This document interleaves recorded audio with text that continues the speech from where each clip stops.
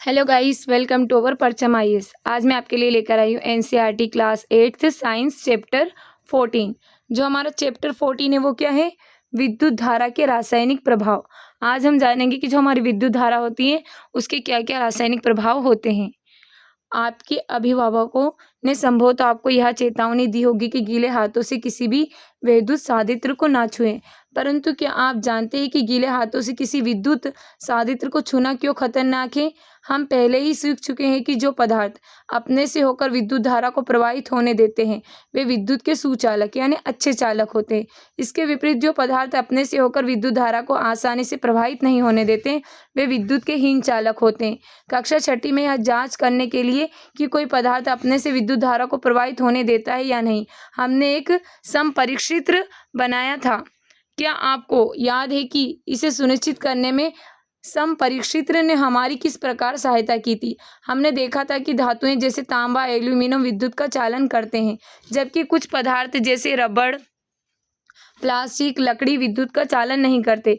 तथापि अभी तक हमने समपरीक्षित्र टेस्टर से केवल उन पदार्थों की जांच की थी जो ठोस अवस्था में थे। लेकिन द्रव्य के प्रकरण में क्या होता है? क्या द्रव्य भी विद्युत के चालन करते हैं? आइए ज्ञात करते हैं। पहेली तथा भुजों को स्मरण करना चाहते हैं कि हम प्रयोग करते समय कभी भी मुख्य तारों, मेंस अथवा जानित्र या प्रतिपक इन्वर्टर से विद्युत आपूर्ति नहीं करनी चाहिए। यह सुझाएं सभी क्रियाकलापों में केवल विद्युत सेल का ही उपयोग करना चाहिए। क्या द्रव्य विद्युत चालन करते हैं? यह जांच करने के लिए कि द्रव्य अपने से होकर विद्युत धारा को प्रवाहित होने देते हैं या नहीं, हम उसी समपरीक्षित्र का उपयोग करेंगे। सबसे पहले हम यहाँ पर देख रहे हैं, ये क्या दिखाई दे रहा है हमको? सुचालक और हीन चालक। जो अपने से धारा को प्रवाहित होने देता है वो क्या कहलाता है? सुचालक। और जो अपने में से धारा को प्रवाहित नहीं होने देता वो क्या कहलाता है? हीन चालक। तो अब हम यहाँ पर देखते हैं, समपरीक्षित्र का हम प्रयोग करेंगे, तथापि हम सेल के स्थान पर बैटरी का उपयोग करेंगे। समपरीक्षित्र का उपयोग करने से पहले हम यह भी परीक्षण करेंगे कि वह कार्य कर रहा है या नहीं। क्रियाकलाप 14.1 समपरीक्षित्र के सिरों को क्षण भर के लिए एक दूसरे से स्पर्श कराइए। ऐसा करते ही समपरीक्षित्र का परिपथ पूरा हो जाएगा और बल्ब दीप्त हो जाना चाहिए। तथापि यदि बल्ब दीप्त नहीं होता तो इसका अर्थ है कि समपरीक्षित्र कार्य नहीं कर रहा है। क्या आप इसके संभावित कारण बता सकते हैं? क्या यह संभव है कि तारों के संयोजन शिथिल हो या बल्ब फ्यूज हो गया हो अथवा आपके सेल बेकार हो गए? जांच कीजिए कि सभी संयोजन कसे हुए हैं या नहीं। यदि संयोजन पहले से ही कसे हुए हैं तो बल्ब को बदल दीजिए। अब फिर जांच कीजिए कि समपरीक्षित्र कार्य कर रहा है या नहीं। यदि यह अब भी कार्य नहीं कर रहा है तो सेलों को बदल दीजिए। इस प्रकार सभी समपरीक्षित्र भली भांति कार्य करने लगे तो इसका उपयोग विभिन्न द्रव्यों का परीक्षण करने के लिए कर सकते हैं। अपने समपरीक्षित्र की जांच करते समय इसके तारों के स्वतंत्र सिरों को केवल कुछ क्षणों से अधिक स्पर्श न करें, अन्यथा बैटरी के सेल अत्यंत शीघ्रता से समाप्त हो जाएंगे। क्रियाकलाप 14.2 बेकार फेंकी गई बोतलों के प्लास्टिक के रबड़ के कुछ ढक्कन एकत्र करके उन्हें साफ करिए। एक ढक्कन में एक चाय चम्मच के बराबर नींबू का रस या सिरका उडेलिए। अपने संप्रेषित को इस ढक्कन के समीप लाकर उसके सिरे को नींबू के या सिरके में डुबोइए। ध्यान दीजिए कि दोनों सिरे परस्पर 1 सेंटीमीटर से अधिक दूरी पर न हो, लेकिन इसी के साथ साथ वे एक दूसरे को स्पर्श भी ना करें। क्या समपरीक्षित का बल्ब दीप्त होता है? क्या नींबू का रस या सिरका विद्युत का चालन करता है? नींबू के रस या सिरके को सुचालक यानी हीन चालक में से किस में वर्गीकृत कर रखेंगे? नींबू के रस अथवा सिरके में विद्युत चालन का परीक्षण करना। जब समपरीक्षित्र के दोनों सिरों के बीच का द्रव्य अपने से विद्युत धारा को प्रवाहित होने देता है तो समपरीक्षित्र का परिपथ पूरा हो जाता है। परिपथ में विद्युत धारा प्रवाहित होती है तथा बल्ब दीप्त हो जाता है। जब कोई द्रव्य विद्युत धारा को अपने से प्रवाहित नहीं होने देता तो समपरीक्षित्र का परिपथ पूरा नहीं होता तथा बल्ब दीप्त नहीं होता है। कुछ स्थितियों में द्रव्य के चालक होने पर भी संभव हो सकता है कि बल्ब दीप्त न हो। ऐसा क्रियाकलाप 14.2 में भी हो सकता है। इसका कारण यह हो सकता है कि आपको याद है कि बल्ब से विद्युत धारा प्रवाहित होने पर वह दीप्त क्यों होता है। विद्युत धारा के ऊष्मीय प्रभाव के कारण बल्ब का तंतु उच्च ताप तक गर्म होकर दीप्त हो जाता है। तथापि यदि परिपथ में विद्युत धारा दुर्बल हो तो तंतु पर्याप्त गर्म न हो पाने के कारण दीप्त नहीं हो पाता। अभी आप यह जानना चाहेंगे कि किसी परिपथ में विद्युत धारा दुर्बल कब होती है। यद्यपि कोई पदार्थ विद्युत का चालन कर सकता है, परंतु यह संभव है कि वह धातु की भांति आसानी से विद्युत का चालन ना कर पाता हो, जिसके कारण समपरिक्षेत्र का परिपथ पूरा हो जाता है। लेकिन फिर भी इससे प्रवाहित विद्युत धारा बल्ब को दीप्त करने के लिए दुर्बल हो सकती है। क्या हम कोई ऐसा अन्य समपरिक्षेत्र बना सकते हैं जो दुर्बल धारा को भी सूचित कर सके? एक अन्य समपरिक्षेत्र बनाने के लिए आप विद्युत धारा के किसी अन्य प्रभाव का उपयोग कर सकते हैं। क्या आपको याद है कि विद्युत धारा चुंबकीय प्रभाव उत्पन्न करती है? जब किसी तार में विद्युत धारा प्रवाहित होती है तो उसके पास रखी चुंबकीय सुई पर क्या प्रभाव पड़ता है? विद्युत धारा के बहुत ही दुर्बल होने पर भी चुंबकीय सुई में विक्षेप देखा जा सकता है। क्या हम विद्युत धारा के चुंबकीय प्रभाव का उपयोग करके कोई समपरिक्षेत्र बना सकते हैं? आइए क्रियाकलाप 14.3 को पता लगाएं। आप चित्र 14.2 के समपरिक्षेत्र में विद्युत बल्ब के स्थान पर एलईडी प्रकाश उत्सर्जक या डायोड का उपयोग कर सकते हैं। एलईडी दुर्बल विद्युत धारा प्रवाहित होने पर भी दीप्त होता है। एलईडी के साथ दो तार जुड़े होते हैं, इन तारों को लीड्स कहते हैं। एक तार दूसरे की अपेक्षा थोड़ा लंबा होता है। याद रखिए, एलईडी को किसी परिपथ में जोड़ते समय इसके लंबे तार को सदैव बैटरी के धन टर्मिनल से तथा छोटे तार को ऋण टर्मिनल से जोड़ते हैं। यहाँ पर ये क्या है, हमें कुछ एलईडी दे रखी है। यहाँ पर क्रियाकलाप 14.3 माचिस की खाली डिब्बियां से ट्रे निकाले। ट्रे पर फिर से दर्शाए अनुसार एक तार के विद्युत तार के कुछ फेरे लपेटे। ट्रे के भीतर एक छोटी चुंबकीय सुई रखिए। अब तार के एक स्वतंत्र सिरे को बैटरी के एक टर्मिनल से जोड़िए। तार के दूसरे सिरे को स्वतंत्र छोड़ दीजिए। तार का एक सिरा दूसरा टुकड़ा लेकर बैटरी के दूसरे टर्मिनल से जोड़िए। दोनों तारों के स्वतंत्र सिरों को क्षण मात्र के लिए दूसरे से स्पर्श कराइए। चुंबकीय सुई को तुरंत विक्षेप दिखाना चाहिए। आपका तार के दो स्वतंत्र सिरे वाला समपरिक्षेत्र तैयार है। अब इस समपरिक्षेत्र का उपयोग करके क्रियाकलाप 14.2 को दोहराइए। क्या समपरिक्षेत्र के स्वतंत्र सिरों को नींबू के रस में डुबोते ही आपको चुंबकीय सुई में विक्षेप दिखाई देता है? समपरिक्षेत्र के सिरों को नींबू के रस में बाहर निकालिए। उन्हें पानी में डुबोइए और पोंछकर सुखाइए। इस क्रियाकलाप को अन्य द्रव जैसे कि टोटी का पानी, वनस्पति तेल, दूध, शहद आदि के साथ दोहराइए। प्रत्येक द्रव का परीक्षण करने के पश्चात समपरिक्षेत्र के सिरों को जल में धोकर तथा पूछकर सुखाना अवश्य याद रखिए। प्रत्येक स्थिति में देखिए कि चुंबकीय सुई विक्षेप दर्शाती है अथवा नहीं। अपने प्रेक्षणों को सारणी 14.1 में अंकित कीजिए। जैसे कि हमको यहाँ पर सारणी दे रखी है, सुचालक और हीन चालक। क्रम संख्याएं दे रखी है हमको। यहाँ पे पदार्थ दे रखा है, चुंबकीय सुई को विक्षेप करती है या नहीं करती है, सुचालक या हीन चालक।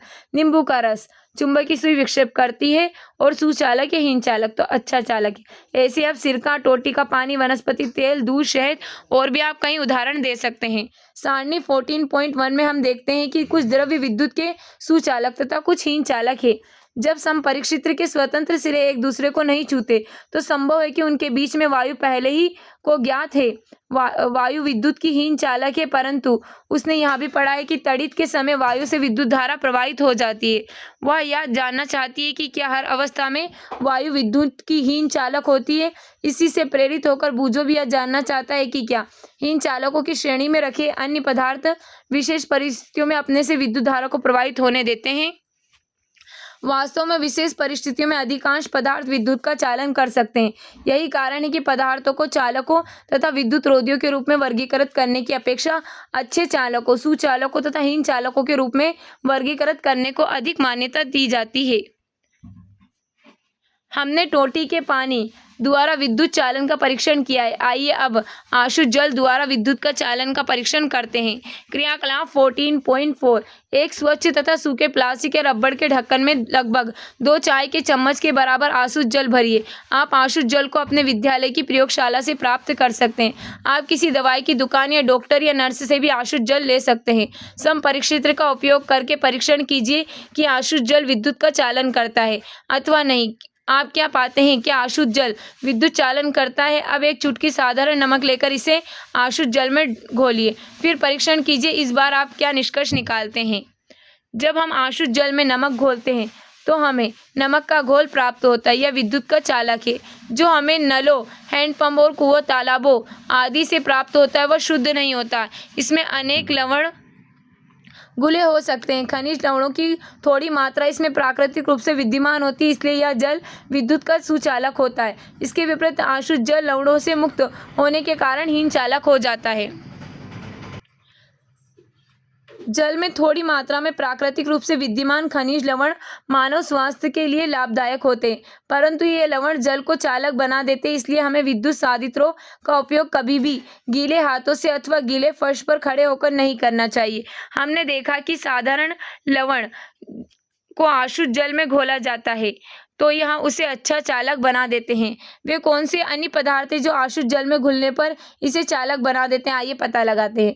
चेतावनी, अगले क्रियाकलाप को केवल अपने अध्यापक, माता पिता, अभिभावक अथवा किसी वयस्क व्यक्ति की देखरेख में करिए क्योंकि इसमें अम्ल का प्रयोग सम्मिलित है। क्रियाकलाप 14.5 बोतलों के प्लास्टिक या रबड़ के 3 स्वच्छ ढक्कन लीजिए। प्रत्येक में लगभग 2 चाय के चम्मच के बराबर आशुद्ध जल भरिए। एक ढक्कन के आशुद्ध जल में कुछ बूंदे नींबू के रस या तनु हाइड्रोक्लोरिक अम्ल की मिलाइए। अब दूसरे ढक्कन के आशुद्ध जल में कास्टिक सोडा या पोटेशियम आयोडाइड जैसे क्षारक की कुछ बूंदें मिलाइए। तीसरे ढक्कन के आशुद्ध जल में थोड़ी सी चीनी डालकर घोलिए। परीक्षण कीजिए कि इन विलयनों में से कौन सा विलयन विद्युत का चालन करता है और कौन सा नहीं। आपको क्या परिणाम प्राप्त होते हैं। विद्युत चालन करने वाले अधिकांश द्रव अम्लों, क्षारकों तथा लवणों के विलयन होते हैं। जब विद्युत धारा किसी चालक विलयन से प्रवाहित होती है तो क्या उस विलयन में कोई प्रभाव उत्पन्न करती है। विद्युत धारा के रासायनिक प्रभाव। कक्षा 7वीं में हमने विद्युत धारा के कुछ प्रभावों के बारे में सीखा था। क्या आप इन प्रभावों की सूची बना सकते हैं। जब विद्युत धारा किसी चालक विलयन से प्रवाहित होती है तो क्या प्रभाव उत्पन्न करती है, आइए पता लगाते हैं। क्रियाकलाप 14.6 2 बेकार सेलों से सावधानी पूर्वक कार्बन की छड़ें निकालिए। उनकी धातु की टोपियों को रेगमाल से साफ करके इन पर तांबे के तार लपेटिए और इन्हें एक बैटरी से जोड़िए। इन 2 छड़ों को हम इलेक्ट्रोड कहते हैं। कार्बन की छड़ों के जैसा कि हम यहाँ पर देख सकते हैं, क्या दिखाई दे रहा है, जल से विद्युत धारा प्रवाहित करना। ये कार्बन की छड़ है, यहाँ धातु की टोपी, कार्बन की छड़ और ये जल। छड़ों के स्थान पर लगभग 6 सेंटीमीटर लंबी लोहे की कीलें भी ले सकते हैं। किसी कांच के गिलास या प्लास्टिक के कटोरे में एक प्याला जल भरिए। जल को और अधिक चालक बनाने के लिए इसमें एक छोटा चम्मच भरकर साधारण नमक या नींबू के रस की कुछ बूंदें मिलाइए। अब इस विलयन में इलेक्ट्रोडों को डुबोइए। सुनिश्चित कीजिए कि कार्बन की छड़ों की धातु की टोपियां जल से बाहर रहे। 3 से 4 मिनट तक प्रतीक्षा कीजिए। इलेक्ट्रोड को ध्यानपूर्वक देखिए। क्या आप इलेक्ट्रोडों के समीप किसी गैस के बुलबुले को देख पाते हैं। क्या हम विलयन में हो रहे परिवर्तनों को रासायनिक परिवर्तन कह सकते हैं। कक्षा 7वीं में पढ़े गए रासायनिक परिवर्तन की परिभाषा का स्मरण कीजिए। अब हम यहाँ देखते हैं, सन 1800 में एक ब्रिटिश रसायनज्ञ विलियम निकलसन ने 1753 से लेकर 1815 ने यह दर्शाया कि यदि इलेक्ट्रोडों में जल में डूबे हो तथा उनके द्वारा विलयन से विद्युत धारा प्रवाहित की जाए तो ऑक्सीजन तथा हाइड्रोजन के बुलबुले उत्पन्न होते हैं। ऑक्सीजन के बुलबुले बैटरी के धन टर्मिनल से जुड़े इलेक्ट्रोडों पर तथा हाइड्रोजन के बुलबुले दूसरे इलेक्ट्रोडों पर बनते हैं। किसी चालक विलयन से विद्युत धारा प्रवाहित होने पर रासायनिक अभिक्रिया होती है। इसके फलस्वरूप इलेक्ट्रोडों पर गैस के बुलबुले बन सकते हैं। इलेक्ट्रोडों पर धातु के निक्षेप देखे जा सकते हैं। विलयनों के रंग में परिवर्तन हो सकते हैं। यह रासायनिक अभिक्रिया उपयोग किए जाने वाले विलयन तथा इलेक्ट्रोडों पर निर्भर करती है। ये विद्युत धारा के कुछ रासायनिक प्रभाव है। बूझों ने यह परीक्षण करने का निश्चय किया कि क्या कुछ फल एवं वनस्पतियां भी विद्युत चालन करती है या नहीं। उसने एक आलू को 2 बराबर भागों में काटा। समपरिक्षित्र के तांबे के तार को इसमें निर्विष्ट कर दिया। तभी उसकी मां ने उसे बुला लिया और वह आलू में निर्विष्ट किए गए समपरिक्षित्र तारों को बाहर निकालना भूल गया। लगभग आधे घंटे के पश्चात जब वह वापस आया तो उसने देखा कि आलू में एक तार के चारों ओर नीला हरा या सा धब्बा बन गया, जबकि दूसरे तार के चारों ओर ऐसा कोई धब्बा नहीं है। आलू की चालकता का परीक्षण यहाँ पर हम देख सकते हैं। उसे इस परीक्षण पर बड़ा आश्चर्य हुआ और उसने पहेली के साथ इस क्रियाकलाप को कई बार दोहराया। उन्होंने पाया कि हर बार धन टर्मिनल से संयोजित तार के चारों ओर ही नीला हरा धब्बा बनता है। उन्होंने अनुभव किया कि खोज अत्यंत लाभप्रद है क्योंकि इसका उपयोग किसी बॉक्स में छिपी बैटरी या सेल के धन टर्मिनल की पहचान करने के लिए किया जा सकता है। उन्होंने अपनी इस खोज को बच्चों की एक पत्रिका में छपवाने का निश्चय किया। याद रखिए कि बूझों ने इस परीक्षण से प्रारंभ किया था कि आलू विद्युत का चालन करता है या नहीं। उसने पाया कि विद्युत धारा आलू में एक रासायनिक प्रभाव उत्पन्न करती है। उसके लिए यह अत्यंत उत्तेजक खोज थी। वास्तव में विज्ञान में कभी कभी ऐसा भी होता है कि खोज किसी चीज की हो रही है और कुछ अन्य खोज कर लेते हैं। अनेक महत्वपूर्ण खोजें इसी प्रकार से हुई है। अब हम देखते हैं विद्युत लेपन। स्मरण कीजिए कि बिल्कुल नई साइकिल या हैंडल तथा पट्टियों के रिम कितने चमकदार होते हैं, तथापि यदि दुर्घटनावश इसमें खरोंच पड़ जाए तो चमकदार परत उतर जाती है और उसके नीचे की सतह इतनी चमकदार नहीं होती। आपने कुछ महिलाओं को ऐसे आभूषण पहने हुए देखा होगा जो देखने में सोने की प्रतीत होते हैं, तथापि लगातार उपयोग से इनकी सोने की परत उतर जाती है और नीचे चांदी या किसी अन्य धातु की सतह दिखाई देने लगती है। इन दोनों ही परिस्थितियों में एक धातु के ऊपर दूसरी धातु की परत चढ़ी होती है। क्या आप जानते हैं कि एक धातु की सतह के दूसरी धातु की परत किस प्रकार निक्षेपित की जाती है? आइए इसे स्वयं करके देखते हैं। क्रियाकलाप 14.7। इस क्रियाकलाप के लिए हम कॉपर सल्फेट तथा लगभग 10 सेंटीमीटर इंटू 4 सेंटीमीटर साइज की तांबे की 2 प्लेट चाहिए। किसी स्वच्छ तथा सूखे बीकर में 250 ml आशुद्ध जल लीजिए। इसमें चाय की 2 चम्मच भरकर कॉपर सल्फेट घोलिए। अधिक चालक बनाने के लिए कॉपर सल्फेट विलयन में कुछ बूंदे तनु सल्फ्यूरिक अम्ल की डालिए। तांबे की प्लेटों को रेगमाल से साफ कीजिए, इन्हें पानी में धोकर सुखाइए। तांबे की प्लेटों को एक बैटरी के टर्मिनल से संयोजित कीजिए और उन्हें कॉपर सल्फेट के विलयन में डुबोइए। जैसा कि हम यहाँ पर देख सकते हैं, विद्युत लेपन दर्शाता है सरल परिपथ। ये तांबे की प्लेट है, तांबे की प्लेट, और यहाँ पर कॉपर सल्फेट का विलयन है। परिपथ में लगभग 15 मिनट तक विद्युत धारा प्रवाहित होने दीजिए। अब विलयन में से इलेक्ट्रोडों को हटाइए, उन्हें ध्यानपूर्वक देखिए। क्या उनमें से किसी एक में कुछ अंतर पाते हैं? क्या आप इस पर कोई परत चढ़ी देखते हैं? इस परत का रंग कैसा है? बैटरी के उस टर्मिनल को नोट कीजिए जिससे इलेक्ट्रोडों को संयोजित होते हैं। विद्युत लेपन की क्रियाकलाप को करने पर पश्चात पहेली ने इलेक्ट्रोडों को आपस में बदलकर क्रियाकलाप को दोहराया। आप विचार से इस बार वह प्रेक्षण करेगी। जब कॉपर सल्फेट विलयन में विद्युत धारा प्रवाहित की जाती है तो कॉपर सल्फेट कॉपर तथा सल्फेट में वियोजित हो जाता है। स्वतंत्र कॉपर तांबा बैटरी के ऋण टर्मिनल से संयोजित इलेक्ट्रोडों की ओर आकर्षित होता है तथा उस पर निक्षेपित हो जाता है। लेकिन विलयन से कॉपर के क्षय की पूर्ति कैसे होती है? दूसरे इलेक्ट्रोडों से तांबे की प्लेट से बना है। समान मात्रा का कॉपर विलयन में घुल जाता है। इस प्रकार विलयन में जो कॉपर कम हुआ वह विलयन में पुनः स्थापित हो जाता है और यह प्रक्रिया चलती रहती है। इसका अर्थ हुआ कि इस विद्युत लेपन प्रक्रिया में एक इलेक्ट्रोड से कॉपर दूसरे इलेक्ट्रोडों को स्थानांतरित हो जाता है। बूजो को तांबे की केवल एक प्लेट ही मिल गई पाई, इसलिए उसने क्रियाकलाप 14.7 को तांबे की प्लेट के स्थान पर कॉपर की छड़ की बैटरी के ऋण टर्मिनल से संयोजित करके किया। उसे कार्बन की छड़ पर तांबे की परत चढ़ाने में सफलता प्राप्त हो गई। विद्युत द्वारा किसी पदार्थ पर किसी वांछित धातु की परत निक्षेपित करने की प्रक्रिया को विद्युत लेपन कहते हैं।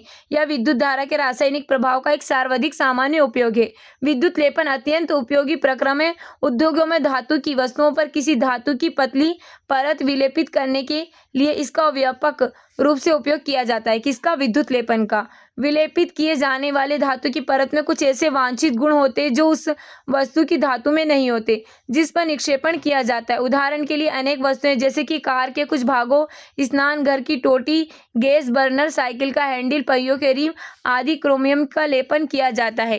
क्रोमियम चमकदार दिखाई देता है, यह संक्षारित नहीं होता, यह खरोंचों का प्रतिरोध करता है। तथापि क्रोमियम महंगा है तथा किसी पूरी वस्तु क्रोमियम से बनाना आर्थिक दृष्टि से व्यवहारिक नहीं होता। इसलिए वस्तु को किसी सस्ती धातु से बनाया जाता है और इस पर केवल क्रोमियम की परत ही निक्षेपित कर दी जाती है। आभूषण बनाने वाली सस्तु धातुओं पर चांदी तथा सोने का विद्युत लेपन करते हैं। ये आभूषण देखने में चांदी या सोने के प्रतीत होते लेकिन वास्तव में अपेक्षाकृत बहुत सस्ते होते हैं। जैसे कि हम यहाँ पर देख सकते हैं, हमें कई सारी यहाँ पर वस्तुएं दिखाई दे रही है जिन पर परत चढ़ी हुई है। खाद्य पदार्थों के भंडारण के लिए उपयोग किए जाने वाले टीन के डब्बों में लोहे के ऊपर टीन का विद्युत लेपन किया जाता है। टीन लोहे से कम क्रियाशील होता है, इस प्रकार खाद्य पदार्थ लोहे के संपर्क में नहीं आते और खराब होने से बच जाते हैं। पुलों तथा स्वचालित वाहनों को प्रबल बनाने के लिए लोहे का उपयोग किया जाता है, तथापि लोहे में संक्षारित होने तथा जंग लगने की प्रवृत्ति होती है, अतः इसे संक्षारण तथा जंग लगने से बचाने के लिए लोहे पर जिंक की परत निक्षेपित कर दी जाती है। विद्युत लेपन कारखानों में उपयोग किए जा चुके विलयनों का निपटारा किया जाना भी एक मुख्य समस्या है। यह एक प्रदूषणकारी अपशिष्ट है तथा पर्यावरण संरक्षण के लिए इस प्रकार के प्रदूषणों के निपटारे के लिए विशिष्ट दिशा निर्देश दिए गए हैं। अब हम देखते हैं हमने इस चैप्टर में क्या सीखा। प्रमुख शब्द दिए गए: इलेक्ट्रोड, विद्युत लेपन, सुचालक, एलईडी और हीन चालक। हमने क्या सीखा? कुछ द्रव्य विद्युत के सुचालक होते हैं तथा कुछ हीन चालक होते हैं।